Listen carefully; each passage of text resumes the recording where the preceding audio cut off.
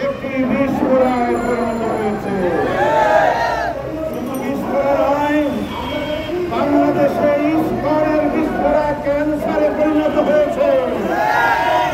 অনতি বিলম্বে বর্তমান সরকার যদি এই ক্যান্সারের অস্ত্রোপচার অপারেশন না করে গোটা বাংলাদেশের মুসলমান, ইসলাম এবং জনগণকে ইস্কন নামক ক্যান্সার গ্রাস করে ফেলবে। দেশের দায়িত্বশীল নাগরিক হিসেবে, দেশপ্রেমিক হিসেবে, খেলাফতের রাশিদার আজকের এই দায়িত্বশীল প্ল্যাটফর্ম থেকে, আজকে প্রেস ক্লাবের চত্বর থেকে আমরা বর্তমান সরকারের প্রতি উদাত্ত আহ্বান জানাই। দেশের জনগণের প্রাণের দাবির প্রতি শ্রদ্ধা প্রদর্শন করে অনতি বিলম্বে পৃথিবীর বিভিন্ন রাষ্ট্রের মতো বাংলাদেশে ইসলামের সমস্ত কার্যক্রমকে নিষিদ্ধ ঘোষণা করতে হবে। আমরা দেখেছি বিগত ফ্যাসিস্ট সরকার 16 বছরে বিগত অসংখ্য গ্রামের বর্জন অসংখ্য আলেমকে বন্দাবি করিয়েছে। দেশের ধর্মপ্রাণ, দেশের দেশপ্রেমী আলেম সমাজকে বিভিন্ন সময় বিপদগামীরা, বিভিন্ন সন্ত্রাসীরা পাকিস্তানপন্থীর একজন আলেমকে গ্রেফতারের পরেও আমরা দেখি নাই পাকিস্তান সরকারের পক্ষ থেকে কোন বিবৃতি এসেছে। কিন্তু আমরা অত্যন্ত দুঃখের সাথে লক্ষ্য করলাম যখন এই সন্ত্রাসী গঠনদার এই চিন্তায় কর্মচারীকে গ্রেফতার করা হয়েছে, ভারত কিন্তু তার পক্ষে রাষ্ট্রীয়ভাবে বিবৃতি প্রদান করেছে। ভারতের বিবৃতি দেখে মনে হয় বাংলাদেশে এই প্রথম কোন হিন্দুকে গ্রেফতার করা হলো, এই প্রথম কোন ব্যক্তিকে গ্রেফতার করা হলো।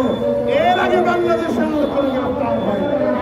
ভারতকে আমরা বাংলাদেশের দায়িত্বশীল মুসলমান হিসেবে অনুরোধ জানাবো, আবেদন জানাবো, ভারতের যে ভূখণ্ডগুলোতে মানবাধিকার লঙ্ঘন হচ্ছে, মানুষের উপর জুলুম নির্যাতন করা হচ্ছে, অন্যায়ভাবে মব লিঞ্চিং এর মাধ্যমে মুসলমানদেরকে হত্যা করা হচ্ছে, সেই সমস্ত জায়গায় নজর দেওয়ার জন্য বাংলাদেশের মানুষ এদেশের স্বাধীনতা রক্ষা করবার জন্য যথেষ্ট।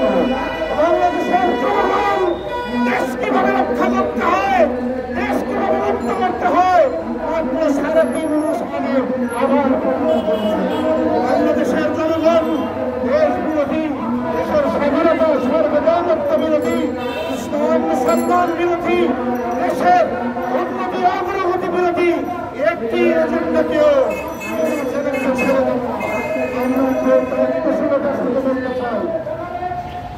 গত কিছুদিন আগে আমরা প্রেস ক্লাব চত্বরে ইসকন বিরোধী মানববন্ধন করেছিলাম। সেই মানববন্ধনের ভিডিও ফুটেজ দিয়ে ভারতের বিপদগামী গণমাধ্যমগুলো আমাদেরকে জঙ্গি আর সৌন্দর্যের ট্যাগ লাগানোর চেষ্টা করছে। আজ গত 3 দিন আগে চট্টগ্রামের আদালতে শহীদ সাইফুল ইসলামকে জঙ্গি কায়দায়, সন্ত্রাসী কায়দায় নির্মমভাবে হত্যা করবার মাধ্যমে এটা প্রমাণ হয়েছে এদেশের সন্ত্রাসী কারা, দেশপ্রেমী কারা।